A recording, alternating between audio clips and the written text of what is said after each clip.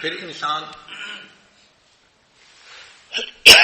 دماغ کے گناہ سے بچے. دماغ کا گناہ کیا ہوتا ہے پھر؟ کہ ذہن میں کوئی خیال آیا برا اور اس خیال کو ہی آگے سوچنا شروع کر دیا. اگر وہ غیر محرم کا خیال ہے تو یہ دماغ کا زنا ہے، سوچ کا زنا ہے. اور اس میں نوجوان بچے اور بچیاں زیادہ ملوث ہوتے ہیں.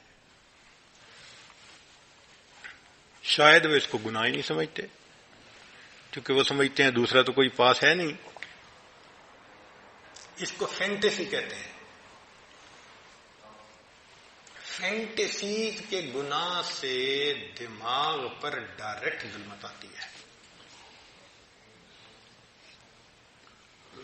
دیکھیں نا بھئی، آپ نے غیر محرم کو کسی نے دیکھا تو وہ تو 15 سیکنڈ کے لیے چلی گئی، لیکن فینٹیسی تو آدھا گھنٹہ، پونا گھنٹہ، 1 گھنٹہ خیال چل رہا ہے. جتنی دیر غیر محرم کا پروسیس چل رہا ہے دماغ میں، اتنی دیر دل کے اوپر ظلمت آ رہی ہے. تصوف کے میدان میں فینٹیسی سب سے بڑا گناہ ہے جو دل کو سیاہ کرتا ہے.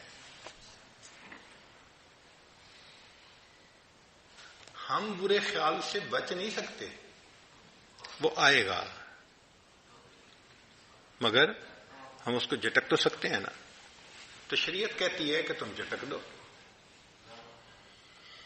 دیکھیں حضرت سید جوار حسین شاہ رحمۃ اللہ علیہ سمجھایا کرتے تھے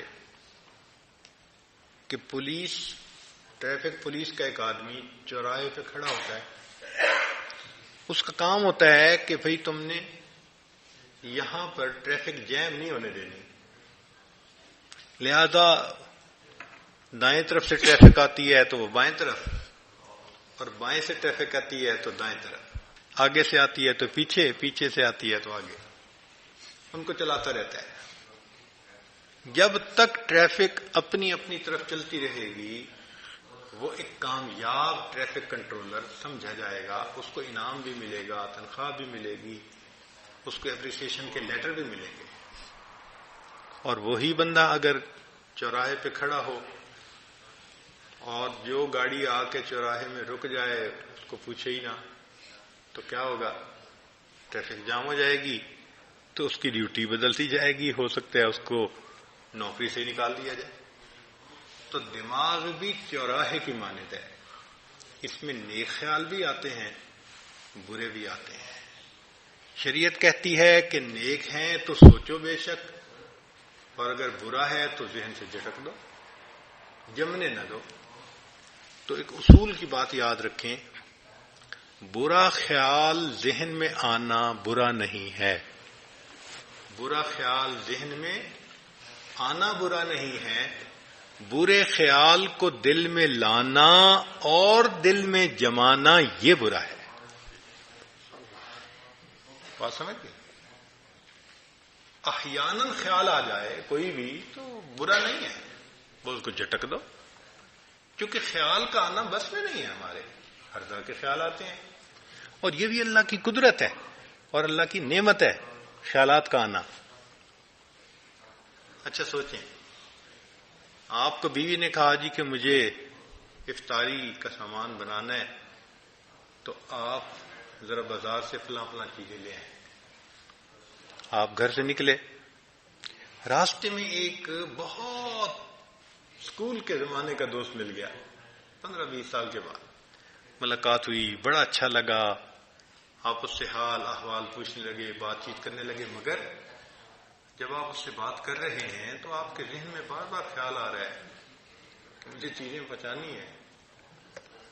پہنچانی ہے. ہر 2-4 منٹ بعد پھر آپ اگلی بات کرتے ہیں، پھر ذہن میں خیال آتا ہے. اگر یہ خیال نہ آتا اور آپ جس خیال میں لگے ہیں وہی ہوتا تو آپ کو تو وہیں کھڑے کھڑے افطاری کا وقت ہو جاتا، اور گھر آتے تو پھر آپ کی افطاری بہت اچھی ہوتی.